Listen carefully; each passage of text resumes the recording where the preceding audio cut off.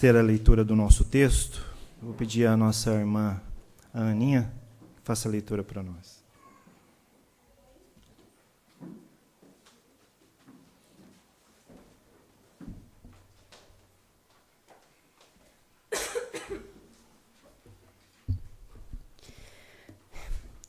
Tocai a trombeta em Sião e dai voz de rebate. Você não falou, desculpa. Joel 2, de 1 a 27. Tocai a trombeta em Sião e dai voz de rebate no meu santo monte. Perturbem-se todos os moradores da terra, porque o dia do Senhor vem, já está próximo. Dia de escuridade e densas trevas, dias de nuvem e negridão. Como a alva por sobre os montes, assim se difunde um povo grande e poderoso. Qual deste o tempo antigo nunca houve, nem depois dele haverá pelos anos adiante, de geração em geração. À frente dele vai fogo devorador, atrás chama que abrasa. Diante dele, a terra é como um jardim do Éden, mas atrás dele um deserto assolado, nada lhe escapa. A sua aparência é como de cavalos e como cavaleiros assim correm. Estrondeando como carros, vem saltando pelos cumes dos montes, crepitando como chamas de fogo que devoram o retolho como um povo poderoso, posto em ordem de combate. Diante deles tremem os povos, todos os rostos empalidecem. Correm como valentes, como homens de guerra, sobem muros e cada um vai no seu caminho e não se desvia da sua fileira. Não empurram uns aos outros, cada um segue o seu rumo, arremetem contra lanças e não se detêm no seu caminho. Assaltam a cidade, correm pelos muros, sobem as casas, pelas janelas entram como um ladrão. Diante deles treme a terra, e os céus se abalam, e o sol e a lua se escurecem, e as estrelas retiram o seu resplendor. O Senhor levanta a voz diante do seu exército, porque muitíssimo grande é o seu arraial, porque é poderoso quem executa as suas ordens. Sim, grande é o dia do Senhor e muito terrível. Quem o poderá suportar? Ainda assim, agora mesmo, diz o Senhor, convertei-vos a mim de todo o vosso coração, e isso com jejuns, com choro e com pranto. Rasgai o vosso coração e não as vossas vestes, e convertei-vos ao Senhor, vosso Deus, porque ele é misericordioso e compassivo, e tardio em irar-se, e em grande benignidade, e se arrepende do mal.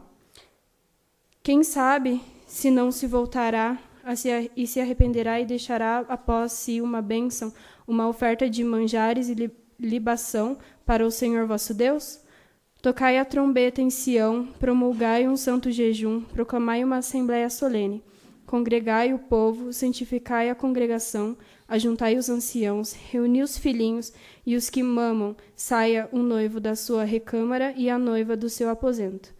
Chorem os sacerdotes, ministros do Senhor, entre o pórtico e o altar, e orem, poupa teu povo, ó Senhor, e não entregues a tua herança ao opróbrio, para que as nações façam escárnio dele.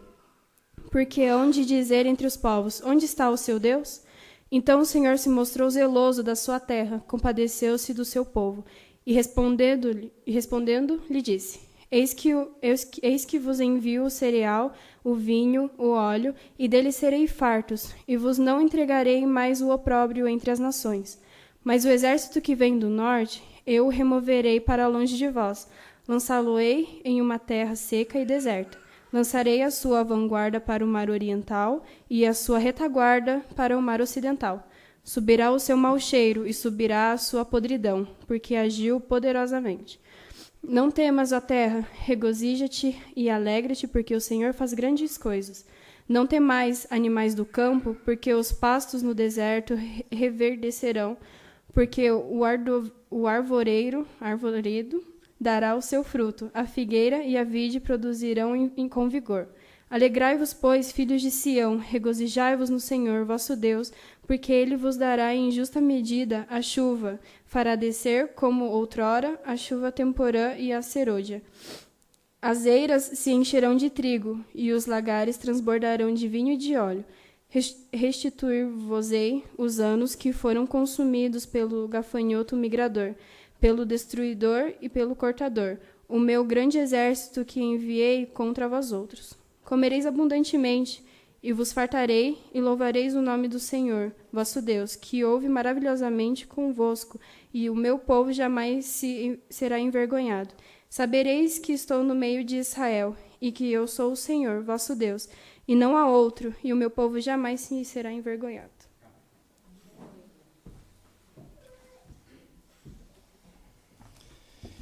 Meus irmãos, antes de nós começarmos a nossa meditação, eu gostaria de agradecer ao reverendo Leonardo pelo convite, já que ele me trata de maneira tão formal também, pelas ligações, pelas mensagens. Eu gostaria de agradecer aqui também, reverendo Leonardo, pelo convite. Agradecer ao conselho também pela confiança de poder trazer a mensagem aos irmãos nessa noite. E para mim é uma alegria, por várias razões, estar aqui nessa noite, mas principalmente por poder rever irmãos queridos na fé, irmãos que há tempo, né, não os via. Então, para mim também é uma alegria estar com os irmãos. E o texto que a Ana leu para nós, assim, eu fiquei me perguntando nessa manhã, enquanto eu caminhava, de que maneira poderia introduzir essa mensagem para os irmãos. E ouvindo uma mensagem do pastor Tim Keller, ele iniciou uma série de sermões em sua igreja, falando e mencionando sobre o Advento, preparando a igreja para o Advento, e uma das formas como ele iniciou o seu sermão foi de uma maneira muito simples e bem direta. Ele fez uma pergunta para a sua igreja dessa forma: você tem ideia do porquê que o Natal existe? Essa foi a primeira pergunta que o Keller fez. A segunda, conectada de imediato, né, conectada a essa e bem de imediato, seguida a essa, ele fez uma outra: você sabe o sentido do Natal? Interessante que diante das proximidades, diante de eventos que se aproximam da nossa vida, né, fica mais fácil nós nos prepararmos para esses eventos. Nós nos preparamos com maior cuidado. E eu fiquei pensando de que maneira, né, poderia introduzir essa mensagem, já que eu peço aos irmãos que voltem os seus olhos, Joel capítulo 2, porque ao olharmos para esse texto, nós iremos perceber que o profeta Joel, ele de imediato introduz o seu capítulo 2, né, sem fazer qualquer tipo de preparação. Ele segue o mesmo sentimento presente no capítulo 1. E a pergunta que me veio, como que introduzir? Eu acho que a introdução, nesse sentido, poderia, de qualquer forma, meus irmãos, criar algum tipo de confusão, para que nós pudéssemos nos ater realmente àquilo que o texto tem a nos falar nessa noite.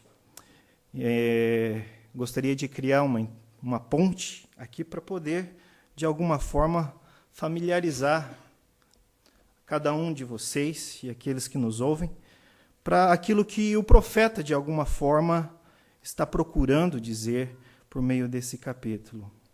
Aqui, à medida em que a Ana leu, acho que nós tivemos a oportunidade de perceber que muitas imagens que surgem nesse texto não são tão familiares a nós, principalmente nós, pessoas que ouvimos notícias pelos jornais, pessoas que estão atentas aos acontecimentos deste mundo.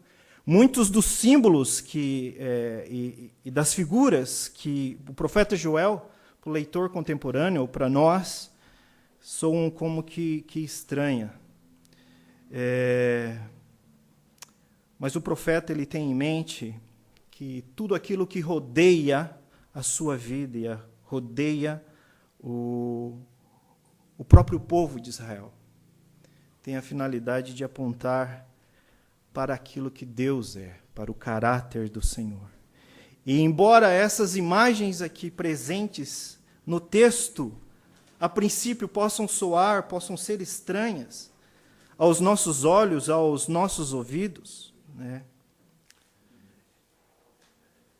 A finalidade delas é de apontar de alguma forma para as realidades presentes no caráter do nosso Deus. Por isso, né, de que maneira poderíamos introduzir diante de uma catástrofe, diante de acontecimentos, e aqui nesse texto, acontecimentos naturais, sejam elas provocadas pelo homem, ou sejam elas diretamente provocadas pela natureza, né, de súbito, eventos catastróficos nos acometem, ou acometem pessoas que nós conhecemos, ou pessoas que nós não conhecemos, de que maneira, né, nós podemos nos colocar diante disso? De que maneira nós podemos ver? O livro de Joel é interessante por algumas razões, e eu gostaria aqui de levantar algumas questões nessa noite, antes de propriamente meditarmos nas lições deste livro. O nome de Joel, creio que os irmãos já tenham acompanhado, significa o Senhor é Deus. E isso é significativo nesse livro porque a mensagem de Joel ela tem uma centralidade bem presente, bem visível. Joel está falando aqui do Senhor e está apontando para o Senhor. As figuras que nós vemos, né, figuras como gafanhotos, trombeta em Sião, dia do Senhor, imagens como que de carros, de cavaleiros que correm, jardim do Éden, todas essas mensagens que nós encontramos, essas palavras que nós encontramos nesse texto, têm uma conexão de levar o próprio leitor, de nos levar a compreender de maneira mais clara qual é o caráter do nosso Deus. Aquilo que o povo estava perdendo pelo fato de se distanciarem do Senhor, o profeta Joel, na sua mensagem, ele procura captar novamente a atenção do povo por meio de todas essas figuras, para que o povo pudesse se aproximar novamente do Senhor. Claro que as figuras que o profeta está utilizando aqui, principalmente a imagem do gafanhoto, né, ele está se utilizando de algo que realmente aconteceu. A terra foi acometida por uma praga, né? E nessa semana eu tive a curiosidade de saber se isso acontece. E olha que acontece. Minas Gerais, aconteceu recentemente, uma praga de gafanhoto que acabou com toda a plantação. É devastador. Por isso, quando ele diz, tocai a trombeta, a imagem é sim apontando para o dia do Senhor, mas o que o profeta está falando, olha, da mesma forma que a terra foi acometida por tamanha tristeza, devastação, pelo fato da praga de gafanhotos, que comeu tudo, que afetou até a própria alimentação do templo, aquilo que os sacerdotes se utilizavam no templo, tomai cuidado, porque isso está apontando para um outro tipo de desolação que poderá vir sobre a terra. Então é interessante nós vermos que todos os símbolos aqui não são símbolos que estão desconectados, são símbolos que estão apontando para o caráter de Deus. E os nossos olhos aqui devem estar atentos, o nosso coração, nosso ouvido, né? Devem estar atentos a isso. O que é o caráter de Deus e o que significa voltarmos novamente os nossos olhos para Deus. Possivelmente, esse livro de Joel, se tivesse sido utilizado em momentos litúrgicos também, para relembrar o povo. Por isso que é difícil até nós tentarmos definir quando que esse livro foi escrito, se foi antes do cativeiro ou se foi depois do cativeiro, porque no capítulo 3 ele faz menções de povos que provavelmente provavelmente apontem para uma realidade do século VIII, do século VII antes de Cristo, mas ao mesmo tempo ele usa de linguagem aqui que aponta para um período que o povo poderia estar passando pelo cativeiro, pelo sofrimento, e para piorar ainda, por isso que a datação é um pouco complicada. Isso também tem um motivo, eu creio dentro da providência do Senhor, porque se foi depois do cativeiro, a linguagem utilizada também tem a finalidade de apontar para essa necessidade de não se esquecer quem é o Senhor. Joel é difícil de datá-lo. E aí está uma das razões.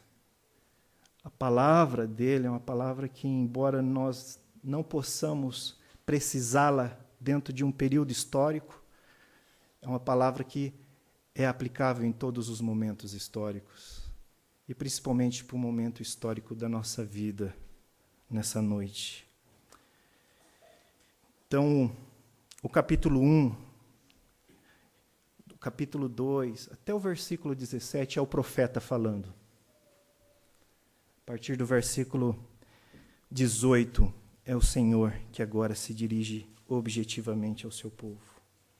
Mas eu gostaria, meus irmãos, antes de nós meditarmos na lição, algumas lições desse texto, e tentarmos responder algumas questões que se fazem presentes aqui, é entender que o movimento desse livro, meus irmãos, é do juízo para a salvação, é da condenação para a esperança.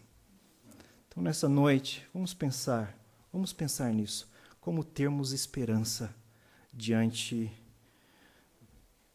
das catástrofes ou diante de momentos difíceis que acontecem em nossa vida. Primeiro, acho que a primeira lição diante disso é nós entendermos o que significa o dia do Senhor. Embora o capítulo 2, do versículo 1 ao versículo 11, não inicie propriamente com uma questão, como o versículo 12 e o versículo 18 também o fazem ao responder, o capítulo 2 introduz uma ideia já presente no capítulo 1, que é o dia do Senhor. O que seria esse dia? Como eu já disse, há muitas imagens presentes nesse texto que nós, leitores de uma sociedade, de uma sociedade urbana e pós-moderna, não estamos acostumados a ler. Então, quando nós pensamos dia do Senhor, o que é? Praga de gafanhoto mencionada pelo profeta, a menção de que essa praga de alguma forma tinha afetado o próprio povo do Senhor. O que isso tem a dizer? O que seria uma praga de gafanhoto? O dia do Senhor tem uma conexão com a praga de gafanhoto, porque o dia do Senhor, de alguma forma, aponta para um juízo do próprio Deus sobre essa terra. É estranho nós falarmos sobre juízo. É estranho nós falarmos sobre dia do Senhor. Porque quando nós falamos sobre dia do Senhor, a imagem que nós temos é o dia de domingo. Nós estamos aqui na igreja porque é domingo, nós celebramos ao Senhor porque esse é o dia que nós separamos em nosso calendário para nos encontrarmos com o Senhor em adoração. Isso é simbólico também porque esse dia que nós separamos para nos encontrar com o Senhor, por incrível que pareça, tem uma mensagem escatológica também à sociedade que nos rodeia. Pessoas que passam de carro aqui em frente da igreja e veem os carros estacionados ali, ou veem pessoas se movimentando dentro de um templo, se indagam o porquê que essas pessoas estão, por que eles estão se reunindo nesse dia. Nós estamos nos reunindo nesse dia, nós sabemos a razão, é para louvarmos ao Senhor. A nossa reunião nesse dia tem um caráter de pregação àqueles que passam. Embora as nossas vozes não sejam ouvidas lá fora, mas as pessoas começam a entender que há um dia onde nós nos encontraremos com o Senhor Esse é o caráter do dia do Senhor aqui nesse texto, porque Deus está movendo a história para que um dia todos se encontrem com Ele. Nós nos encontramos todos os dias, né, Manuel? Em nossas devoções, em nossos cultos, mas nós temos um dia separado. Esse dia que nós temos separado tem um caráter, é esse caráter escatológico. Mas aqui, meus irmãos, nesse texto propriamente, a mensagem não é suave. Embora hoje nós nos reunamos aqui, né, como é gostoso, né? É tão bonito ver como cresceu, como que a igreja tá boa, né? Tá gostoso. O louvor, é uma maravilha louvar o Senhor, ver como que, né, ouvindo a voz de todo mundo, de todos aqui se levantando. Como é gostoso esse momento onde o nosso coração se abre diante de Deus. Mas não é esse propriamente o sentido desse dia que o profeta está anunciando aqui. É um dia onde o coração daquele que não se arrependeu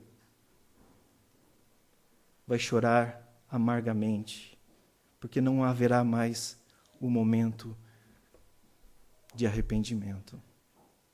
Não vai ter mais como voltar atrás. Enquanto hoje, esse dia que nós temos de reunião é um momento de alegria, e devemos pensar sobre isso. Esse dia que o profeta está anunciando não é um dia de paz, de alegria. Esse dia é para manifestação das facetas do caráter divino do nosso Deus. E para compreender, né, isso, meus irmãos, nós devemos, neste momento, tentar responder: o que é o dia do Senhor? O dia do Senhor é o dia que Deus tem preparado para trazer juízo sobre a face da terra. O dia do Senhor é o dia que Deus tem preparado para que todos os homens, todas as pessoas, se encontrem com Ele. Embora o dia do Senhor aqui nesse texto, a partir do versículo 28, tenha um outro caráter, o dia do Senhor, do versículo 1 ao versículo 11, o profeta está apontando para esse encontro. Mas tal, se o dia do Senhor, respondendo à pergunta, né, é o dia do encontro, o versículo 11 termina assim: quem poderá suportar?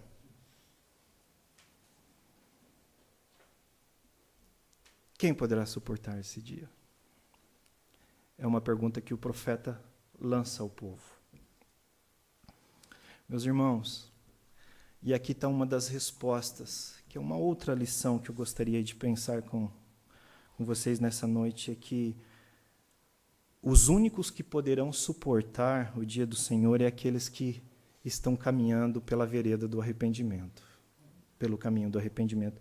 Se nós olharmos do versículo 12 até o versículo 17, nós vamos ver que a tonalidade do profeta, que era uma tonalidade assim meio que pesada, brusca, direta, no sentido de simplesmente parece que ele entra com os dois pés, né, falando como um jogador de futebol, né, entra com os dois pés, entra de sola, ou entra sem bater na porta, arromba, parece que a porta das casas daqueles que estavam ouvindo o profeta naquele período. A tonalidade agora parece mudar um pouco, porque o profeta sai de uma atitude de acusação e de apontamento para começar agora a tratar sobre um outro aspecto do caráter de Deus. Deus não é somente a manifestação da justiça que acontecerá no seu dia, no dia do Senhor, mas agora o profeta começa a apontar para o caráter misericordioso presente no Senhor. Joel aqui, é importante nós pensarmos que Joel ele distou um pouquinho dos profetas, porque ele não elenca o pecado do povo. Você não vê ele aqui dizendo: Se olharmos o capítulo 1 e o capítulo 3, algumas versões têm capítulo 4 também, meus irmãos. Às vezes alguém pode estar lendo uma versão diferente, né? A Tebe e a Jerusalém tem 4 capítulos, é porque eles repartem o capítulo 2. Tá? Mas aqui o profeta ele não está elencando o pecado. Joel não deixa os pecados do povo assim, não traz o pecado do povo e não o torna público. É uma das características. Se olharmos, né, um pouquinho, nós perceberemos que a principal preocupação do profeta é simplesmente agora conclamar o povo a uma renovação ou purificação que somente aconteceria se de fato o povo começasse a caminhar a vereda do arrependimento. A tonalidade muda. O versículo 12 e o versículo 13, se nós olharmos, quando o profeta fala, rasgai, ou converter no verso 12, ou rasgai no verso 13, é interessante que ele está utilizando uma construção aqui hebraica para apontar uma coisa só. Ele não está dizendo duas coisas quando fala convertei-vos ou rasgai. O profeta simplesmente está dizendo que o arrependimento deve ser algo que deva vir do profundo do coração. Deve ser revestido de sinceridade e de integridade. Meus irmãos, o chamado ao arrependimento que o profeta faz por parte do Senhor é para que o povo começasse a ver não somente o caráter da justiça presente no Senhor, mas era para começar a perceber que a misericórdia de Deus ainda se manifesta porque Ele é fiel à sua aliança. Algo que Ele começará a tratar a partir do versículo 18. Agora, a resposta, como que alguém poderá suportar o grande e terrível dia do Senhor? O profeta diz, novamente aqui, no versículo 12 e no versículo 13, é a partir do momento em que aqueles que ouvem a voz do Senhor começam a trilhar do profundo do seu coração o caminho do arrependimento. E isso deve ser expressado de uma maneira muito profunda. Deve haver realmente tristeza. É interessante que presbiteriano tem um problema falar com sentimento, né, tio? A gente parece que quando vai falar sobre sentimento, a gente fica meio, será? Presbiteriano tem dificuldade de lidar com as nossas emoções, porque parece que nós não podemos ser dados às nossas emoções. E realmente nós não podemos ser dados às nossas emoções, no sentido em que as nossas emoções venham controlar as nossas atitudes e nos levar a tomarmos, comportamentos ou nos mover a tomarmos atitudes ou a termos comportamentos que simplesmente refletem ou expressam as nossas emoções desconectada de uma realidade que Deus também nos deu, que é a nossa capacidade racional. Então o presbiteriano falou, não, peraí, eu não sei os outros presbiterianos, mas eu tive esse problema, né? Não, peraí, deixa eu ver a minha mensagem, deixa eu ver a minha razão aqui, não, peraí, eu não posso ser controlado muito, né? Mas esse texto, para nós, presbiterianos, ou para nós, como povo de Deus, o profeta está dizendo objetivamente, diretamente, que as nossas emoções elas devem produzir o verdadeiro arrependimento. Claro que não é desconectada da nossa razão, mas nós devemos sentir verdadeiramente dentro de nós o peso do pecado dentro de nossas vidas. É sentirmos, como o profeta Paulo diz, o entristecimento do Espírito dentro de nós, para começarmos a visualizar a dimensão da graça, a dimensão do convite que Deus está fazendo agora ao povo. Convertei-vos, rasgai o coração, olhe para a graça do Senhor. É o caminho, é o único caminho para suportarmos o dia do Senhor. Não há outra forma, meus irmãos. O profeta diz, eu gosto muito de uma expressão de João Calvino, quando ele diz que nenhum homem ele está excluído do chamado de Deus. Nenhum homem. E que a porta da salvação, ela está posta, ela está escancarada a todo homem. Mas a única coisa que faz o homem não entrar por ela é a sua incredulidade em reconhecer que Deus lhe está ofertando a graça, o arrependimento. Essa é a palavra do profeta. O versículo 15 diz: tocai a trombeta em Sião, promulgai um santo jejum. Por quê? Isso deve ser percebido por toda a sociedade. Já que o pecado tem expressão social, tem alcance social devido à praga, o arrependimento também deveria provocar um reconhecimento por toda a sociedade. O que o profeta está dizendo assim, que o arrependimento que vem a acontecer dentro do culto, possa alcançar as nossas casas, possa alcançar os nossos trabalhos, possam alcançar o nosso governo, possa alcançar toda a nossa sociedade, para que vejam que o arrependimento foi verdadeiro e foi real. Meus irmãos, como poderemos suportar o dia do Senhor? É entendendo que nós devemos caminhar pelo caminho do arrependimento. Mas no versículo 13, no versículo 17, o profeta, ele faz uma outra pergunta. Tudo bem, e aqui é algo que ele faz intencionalmente, é óbvio. Ele fala, sim, se nós nos arrependermos, o que vai acontecer? Podemos ou não podemos confiar que o Senhor nos concederá a sua graça?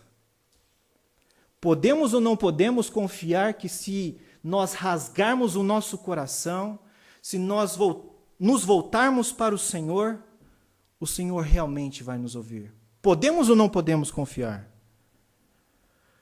O profeta, no versículo 17, pergunta, onde está o seu Deus? Onde está Deus diante dos nossos arrependimentos? É a grande questão que o profeta está levantando. Meus irmãos, aonde está Deus no momento em que nós nos arrependemos dos nossos pecados? Ou onde está Deus no momento em que a calamidade se aproxima e nós, de alguma forma, reconhecemos o peso dos nossos erros ou as nossas falhas e nos voltamos para o Senhor pedindo perdão? Aonde está Deus diante de tudo isso? Quando nós nos dobramos, quando nós choramos diante do Senhor, humilhados, reconhecendo a nossa fragilidade, reconhecendo a nossa pequenez, reconhecendo a nossa incapacidade de fazermos qualquer coisa de bom, de agradável para chamar a atenção do Senhor. Aonde está Deus nesse momento? É a grande questão que o profeta está levantando. E a partir do versículo 18, o profeta responde: Deus, se nós olharmos no versículo 18, nós vamos ver, Deus, Ele continua fiel à sua aliança. A aliança que Ele fez com o seu povo. Porque Ele diz assim, o profeta, então o Senhor se mostrou zeloso da sua terra e compadeceu-se do seu povo. Meus irmãos, o profeta está introduzindo aqui algo que pode resgatar novamente o sentimento de esperança dentro de um povo, dentro de pessoas que sabiam daquilo que tinham feito no passado, sabiam dos seus erros, e que agora estava desesperado diante da calamidade que tinha acontecido no povo, entre eles, no povo de Israel. Tinham plena consciência daquilo que eles tinham feito e também tinham plena consciência do castigo que viria se o castigo fosse igual à praga de gafanhotos. E qual que era a esperança? O profeta traz uma palavra de esperança. Primeiro, se arrependam. Olhem para o Senhor, olhem para a sua graça, porque o Senhor se mantém fiel à sua aliança. E por ele se manter fiel à sua aliança, a restauração vem. E a partir do versículo 19, nós começamos a perceber a dimensão dessa restauração. E aqui, a dimensão da restauração deve ser vista em comparação com a dimensão da destruição. No versículo 4 do capítulo 1, nós vemos o profeta introduzindo essa ideia do gafanhoto, da peste que tinha acontecido com o povo, na terra de Israel. E ele usa a figura de gafanhoto migrador, gafanhoto devorador, gafanhoto destruidor, gafanhoto cortador. Aqui ele não está dizendo espécies diferentes de gafanhoto, Não sei se os irmãos conhecem gafanhoto, pode até ter espécies diferentes. Mas ele não está dizendo de espécies diferentes de gafanhoto. Aqui ele está usando de uma ideia característica da literatura hebraica, que é um paralelismo. Ele simplesmente está reforçando uma ideia. Olha, a destruição causada pelo gafanhoto foi terrível. Acabou tudo. Não tem mais nada. Agora, se nós olharmos, tendo isso em mente, nós olharmos agora o capítulo 2, do versículo 18 ao versículo 27, nós vamos entender também a ideia, a dinâmica da restauração que Deus estava propondo ao povo de Israel. Porque ele diz no versículo 20, restituir-vos-ei os anos que foram consumidos pelo gafanhoto migrador, pelo destruidor e pelo cortador, e o meu grande exército que enviei contra vós outros. Ou seja, a restauração que alcançaria o coração do povo seria plena. Mas aqui essa restauração vai além. Porque Deus, ao ser fiel à sua aliança, Ele não simplesmente nos proporciona o benefício do perdão e da comunhão com Ele. A misericórdia do Senhor, ela é tão ampla nesse sentido, que a própria terra irá desfrutar dos benefícios provindos do arrependimento. Dessa graça que vem pelo caminho do arrependimento. Ele fala sobre, eis que eu vos envio o cereal e o vinho, o óleo, vocês serão fartos. Eu não mais entregarei vocês ao opróbrio da nação. Eu vou impedir, eu vou eliminar o exército que vem do norte. Versículo 21, não temas, regozijai-vos, porque o Senhor faz grandes coisas.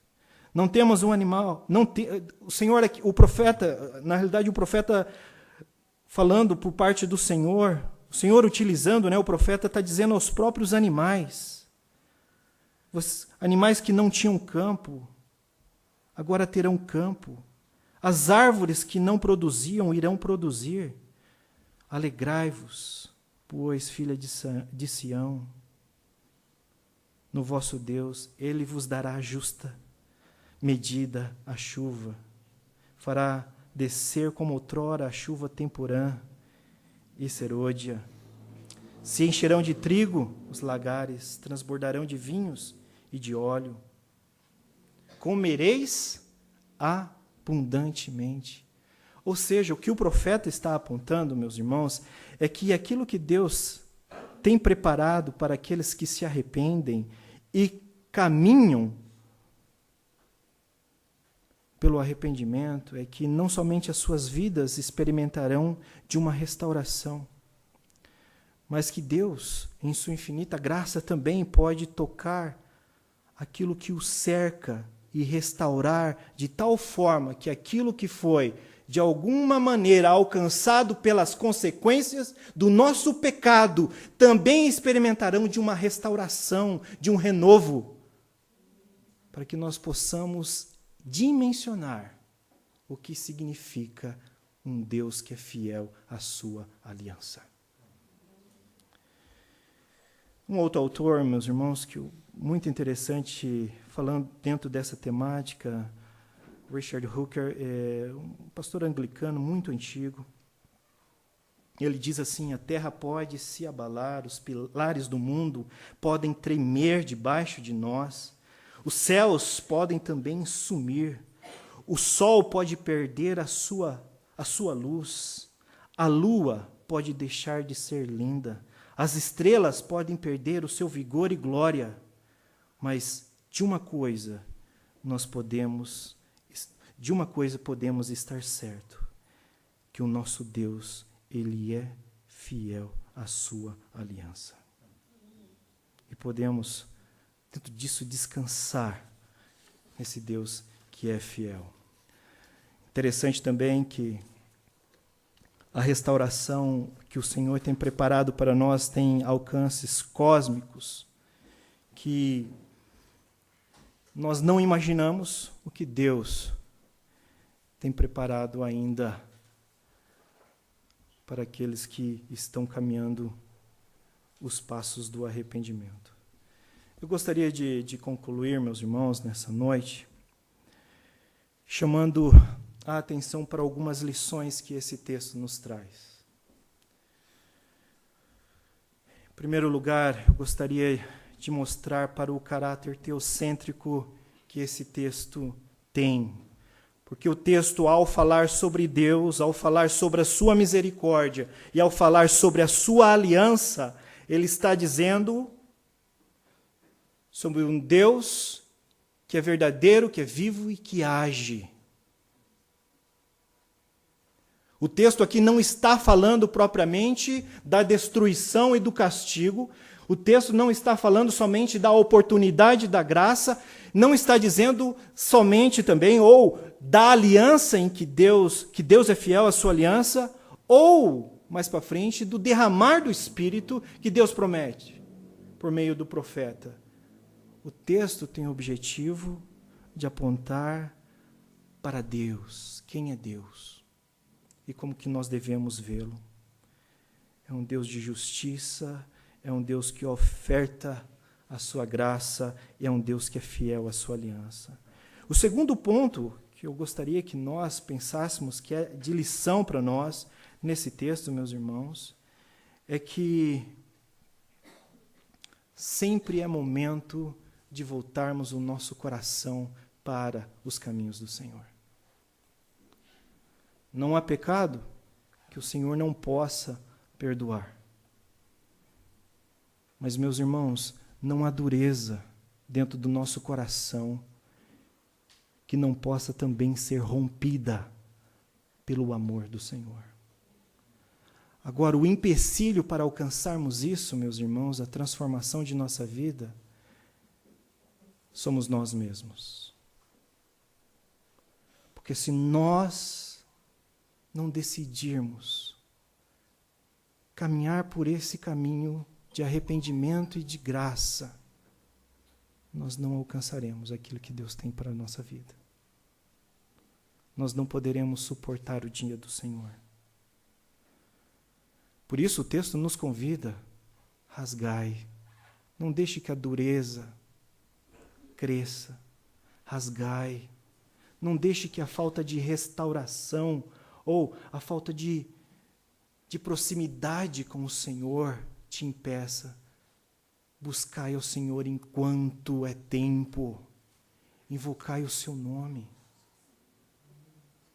Por fim, meus irmãos, eu gostaria de destacar algo aqui que o Senhor tem preparado para nós.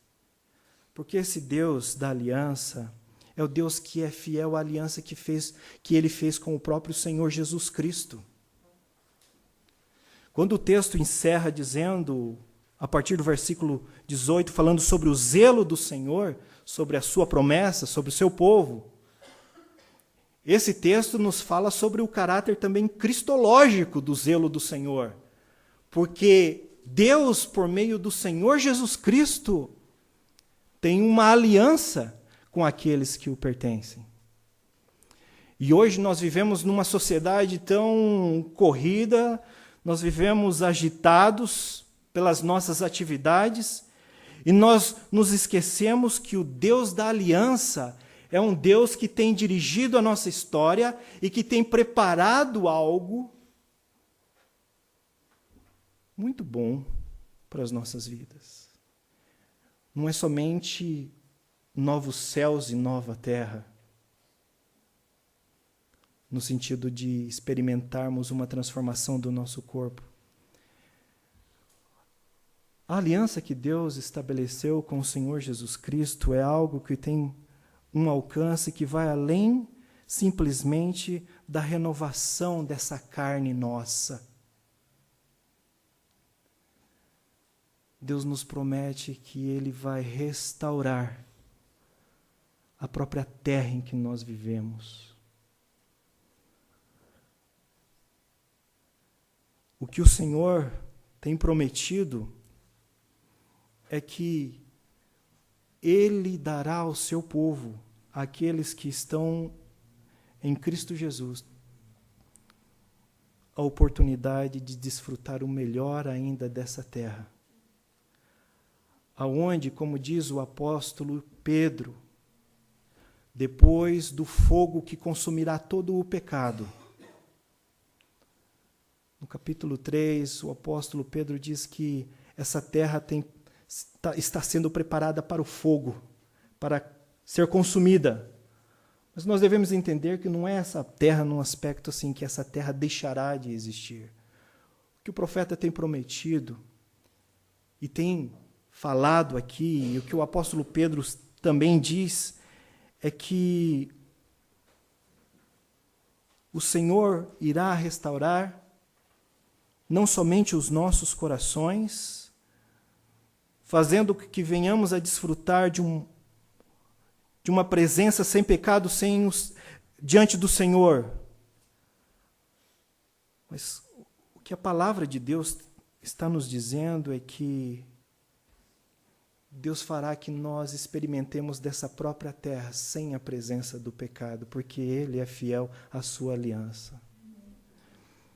A redenção estabelecida em Cristo Jesus tem alcance inicial ao nosso coração, faz de nós novas pessoas, mas o poder dessa redenção vai além do nosso coração, porque, como o apóstolo Paulo diz em Romanos capítulo 8, essa terra geme na expectativa de ver o quê?